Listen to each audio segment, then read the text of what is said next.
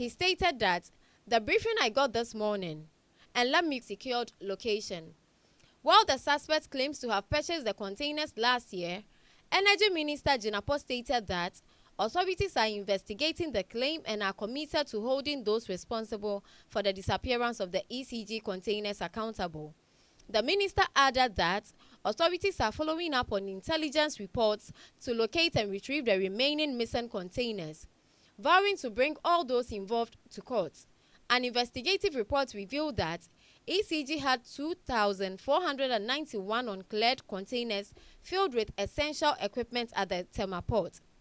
However, an independent audit uncovered a significant discrepancy, finding only 1,134 containers, leaving 1,354 unaccounted for. The head of the investigative committee, Professor Innocent Senyo Akwa, confirmed the missing containers, sparking calls for a thorough investigation. The briefing I got this morning, and let me comment the national security operatives and the law enforcement agencies. The information I got this morning is that already they've traced about 40 of them to a particular terminal or warehouse in Pung, which belongs to an Indian man of extraction, and they've confiscated all the 40 containers, and they are moving them to a secured location. The man indicates that those containers were sold to him last year, and so that's a subject of a matter of investigation, and the law enforcement agencies would ensure that the law takes its course.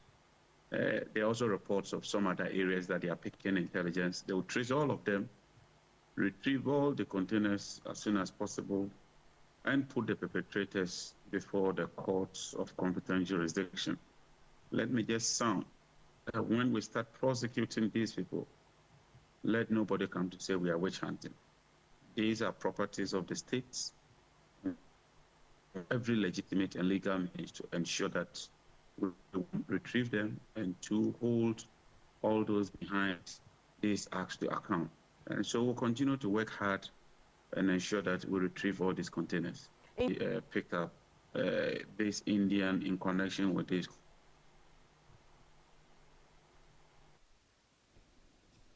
Away from that story, the revelation that Ghanaian prisoners are fed on a daily budget of just 1 cedi, 80 pesos Ghana cedis, has sparked outrage, with Interior Minister designate Mubarak Mohamed Muntaka describing the practice as dehumanizing. He expressed his shock at the situation during his verdict before Parliament. Muntaka condemned the poor treatment of prisoners, pointing out the irony that even household pets often receive better care. How much food do we give to our cats and our dogs at home? He asked rhetorically. He argued that the inadequate conditions, including the meager food allowance, hinder rehabilitation and risk releasing more hardened individuals back into the society. He vowed to improve prisoner welfare if confirmed as minister, recognizing the urgent need for prison reform in Ghana. Ministerial nominee Muntaka detailed a comprehensive strategy focused on rehabilitation and humane treatment. A key element is the construction of separate facilities for remand and convicted prisoners, aimed at reducing overcrowding and protecting the rights of those awaiting trial. Muntaka also intends to collaborate on expanding the Justice for All initiative to expedite remand hearings. Ultimately, he aims to transform prisoners into centers of reform, equipping inmates with the skills and supports necessary for successful reintegration. He concluded by appealing for public support, stating, "Prisoners are our compatriots. One mistake should not mean we stripe them of their dignity." The feeding grant or ration for the prisoners, we were very hopeful that this budget was going to take care of, because of the challenges, has not been able to do that. And sadly, the prisoners will have to still contend with 1 Ghana cedi, 80 pesos for 3, I don't know who managed to say 3 is square, for 3 square meals, because 3 cannot be square, but for 3 meals, when even school feeding where we are feeding our kids has been able to move from 1 Ghana cedi, 50% to 2 cedis for just a meal. Yet our prisoners are still being fed with 1 Ghana cedi, 80 pesos for 3 meals. So you can see the challenge that we have. But the finance minister have assured us that during the mid-year, he will come. The former member of parliament for Assin Central, Kennedy Ohene Japan, has made his first public statement after being hit with an $18 million fine by a jury at the Essex County Superior Court in New Jersey, United States, for defaming investigative journalist Anas Arimeya Wanas. Mr. Ejapon, who returned to Ghana from the US on Thursday, March 27th, was met by a massive crowd of enthusiastic supporters at Kotoka International Airport. In a brief address at his campaign office in Shashi, he expressed gratitude to his supporters for standing by him throughout the legal battle. According to the former MP and the former lawmaker, he urged calm, assuring his followers that his current predicament would only make him strong. He said that nobody should worry. Anyone who speaks the truth and stands for the voiceless will face challenges. But through this ordeal, I have become a better person, and I will continue to fight and defend the truth. Ejapon, known for his outspoken nature, reaffirmed his commitment to his advocacy, vowing that legal battles would not deter him. This indicates that you appreciate every effort that I'm making to speak for the voiceless. So I would say that we should all stay calm. Nobody should worry. Because anybody who decides to speak the truth and fight for the voiceless will go through all this ordeal. And with this, through this ordeal, I become a better person. Okay? I become a better person to fight and defend the country and the voiceless. A joint operation by national security operatives has led to the arrest of 12 Chinese nationals and a Ghanaian in connection with the missing electricity company of Ghana, ACG containers at the Tema Harbour.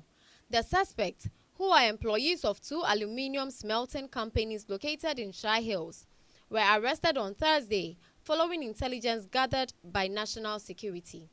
Investigations revealed that cables believed to be part of the missing consignments were traced to an aluminium smelter owned by the Chinese, located opposite the Shire Hills Game Reserve. The cables were melted into aluminium bars for export. Chief Superintendent Al-Hassan Osman, Director of Investigation at the National Security Council, confirmed the arrest and stated that operatives are currently on the hunt for another Chinese national who is also on the run. Scrap companies. We followed that intel and got to this particular company located in Shire Hills. And we realized that several of these ECG cables have been cut into pieces and then melted into liquid form, molded into round aluminum bars, and then some in powdered form, which they export at very expensive prices. Now, apart from the one that we melt and sell, we also have some stock in this particular warehouse, where the quantity you see here are from so many containers that we have been looking for all this while. We have found these cables here, which was actually sold to them with the connivance of some Ghanaians that we are gathering intelligence to arrest. But so far, on arrival here, we have been able to pick 8 Chinese suspects and then 1 Ghanaian, who is a manager. But the owner of the company, I would prefer to keep the name for now.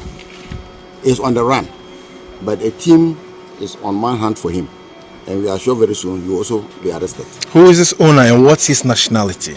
The owner is a Chinese. The owner is a Chinese, and the company is known as Ponlock Company Limited. They are solely into scrap materials. That's the aluminium scrap material. They buy and mold into finished product and export. Okay, how long have you been doing this investigation?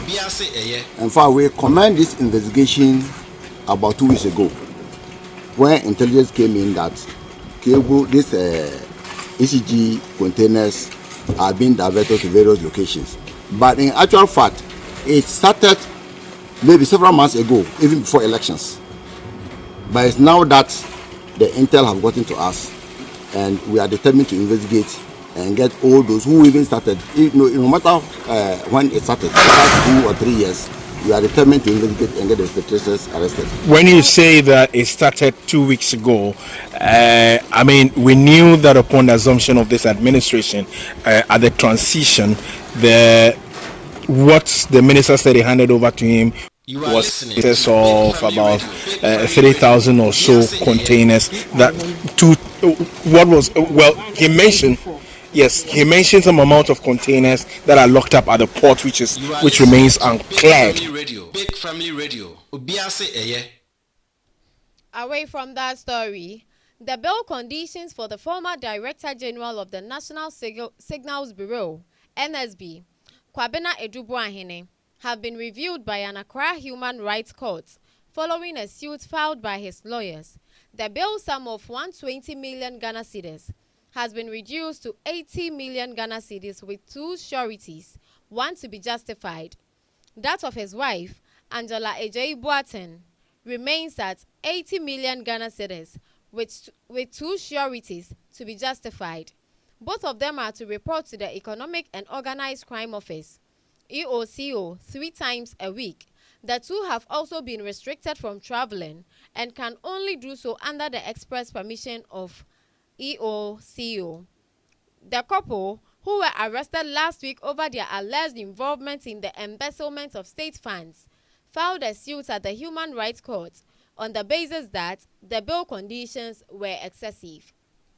Samuel Atachia, lead lawyer for the 2, argued that the 120 million Ghana cedis bail demand for Edubuahene and 80 million Ghana cedis for his wife were not only excessive, but also appeared designed to circumvent constitutional detention limits. For the court to grant it. Wait, let it come up. It ended up being a review of the terms, and we actually got that. How satisfied are you? It's telling you that justice is with the court, not the people who have incarcerated you. Because you will know that if your liberty is at the sufferance of those who have captured you, you can never go home. But now, the custody of their peace is with the court. And this is what we call the court bail on reasonable terms. If you see that the woman's own was without justification. So we are going to go and ensure that whatever is necessary will be done before the registrar, not them. But they are saying that because of their safety, they want to take them to their place. And when the order is ready, they can come back and then they satisfy the conditions before the registrar and not Yoko. And today they can have their freedom. You're confident? It is over executed because what they have with them is more than what the judge has ordered. Unless there's bad faith, I don't see why they shouldn't go home today.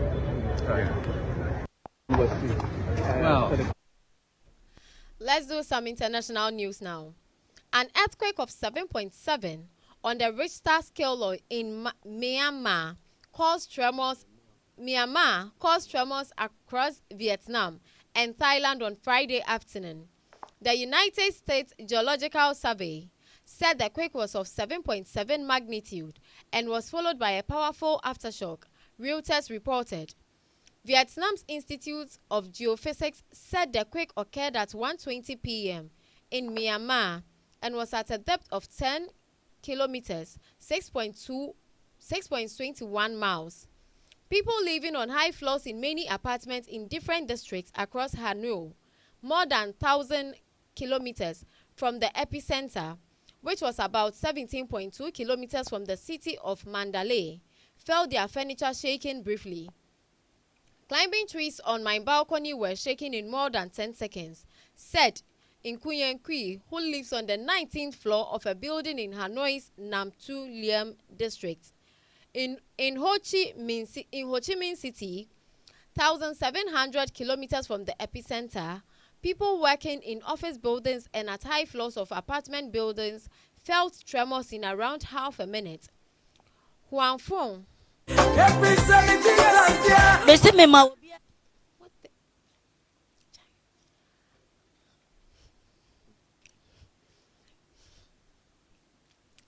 Huang Fun, an employee on the 23rd floor of a building on Chamangtang Tam Street, District 10, suddenly felt a slight shaking at around 1:30 p.m. You are listening to Big Family Radio. Big Family Radio. Obiase eye. He saw water splashing out of a swimming pool close to his location in the hallway. The slight shaking lasted around 20 seconds. I went inside and saw people anxiously moving downstairs after the building informed everyone about the earthquake, he recounted. Still on the international story, in response to President Trump's tariff on imported vehicles and parts, Canadian Prime Minister Mark Carney announced an end to Canada's old relationship with the United States, characterized by economic integration and security cooperation. He said, Canada would fundamentally reimagine our economy and impose retaliatory tariffs designed to have maximum import on the U.S. Canadian Prime Minister Mark Carney vowed to reimagine Canada's economy after President Trump imposed tariffs on imported vehicles, declaring the end of the old relationship with the U.S. Carney called the original Canada-U.S. Automotive Products Agreement the most important deal of his lifetime, stating its relevance is now finished. He also stated, if the European Union works with Canada in order to do economic harm to the USA, large-scale tariffs, far larger than currently planned, will be placed on them both. Trump wrote on his Truth Social platform early Thursday. Carney has altered his campaign plans to deal with the situation, and a phone call between Carney and Trump has been scheduled. In response to U.S. tariffs, opposition leader Pierre Boulever called them unjustified and unprovoked, while NDP leader Jagmeet Singh condemned Donald Trump for starting an illegal trade war. Mexico's president Claudia Sheinbaum vowed to always defend Mexico. Canada's vote is set for April 28th. The United States imported roughly $240 billion in auto and equipment last year.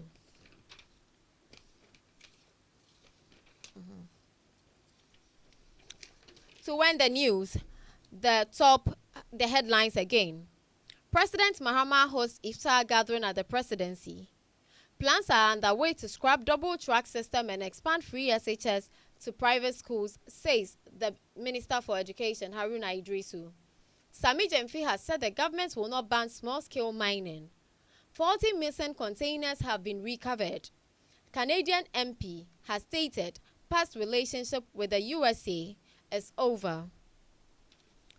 Also, to acknowledge my sponsors,